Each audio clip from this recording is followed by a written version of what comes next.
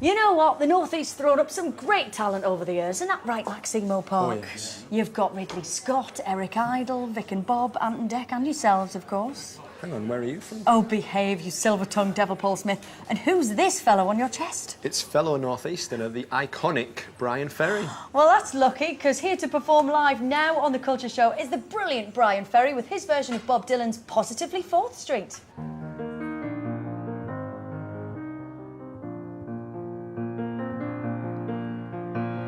You got a lot of nerve to say you were my friend. When I was down, you just stood there grinning. You got a lot of nerve to say you got a hand to lend. You just wanna be on the side that's winning. You say I let you down, you know it's not like that. If you're so hurt, why then don't you show it? You say you lost your faith, but that's not where it's at.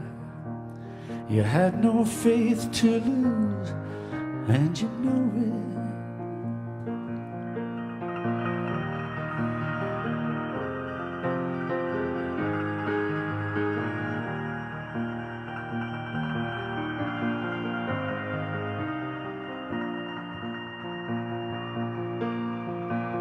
I know the reason that you talk behind my back.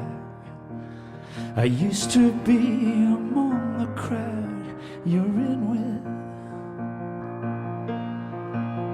Do you take me for such a fool to think I'd make contact with the one who tries to hide what he don't know to begin with?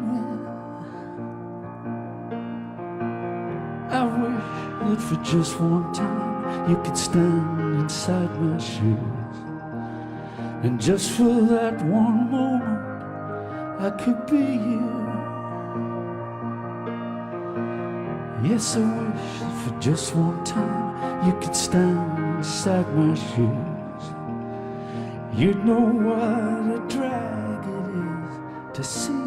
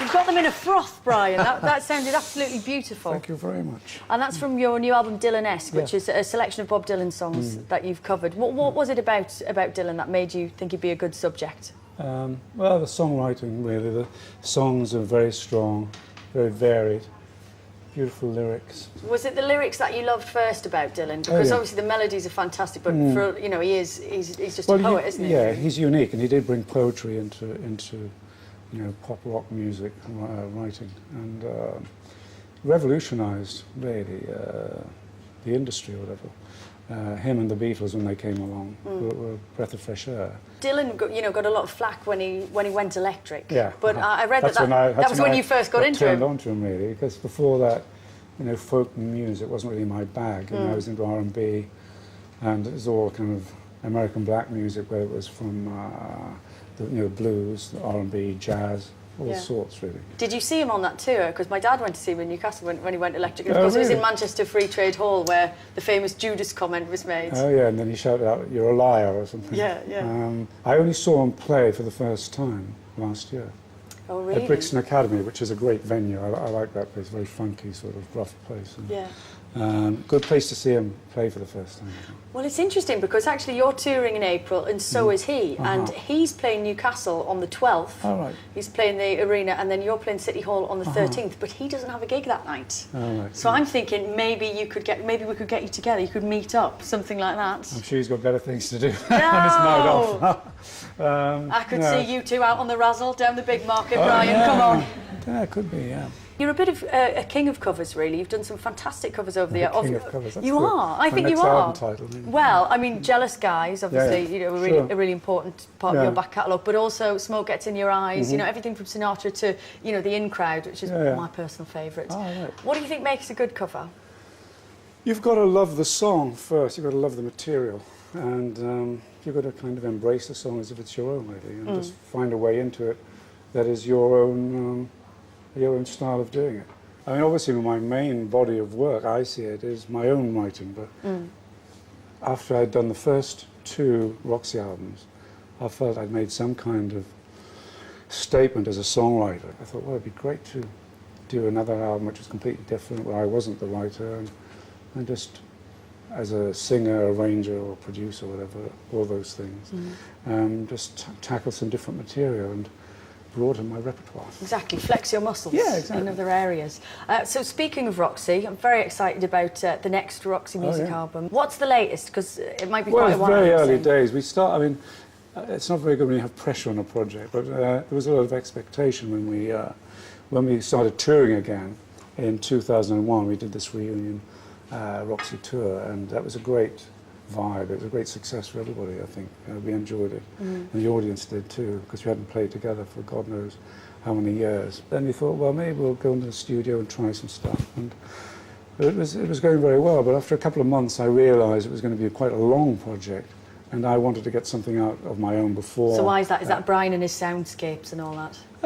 Not really. No, he's incredibly quick. Right, okay. It's me with the writing the words as the slow part. I'm Do you afraid. find songwriting a challenging process sometimes? Or? Let's say that again. Yeah? Yeah, it is. I don't write as much as I used to when I first started, and yet I seem to be busier than ever. I do a lot of live work. So maybe we'll look forward to Roxy maybe 2009? something like Yeah, I hope so. Yeah. that? Okay, Yeah. keep my fingers crossed. Thank you very much, Bryan Thank you Ferry. very Give much. a little round of applause.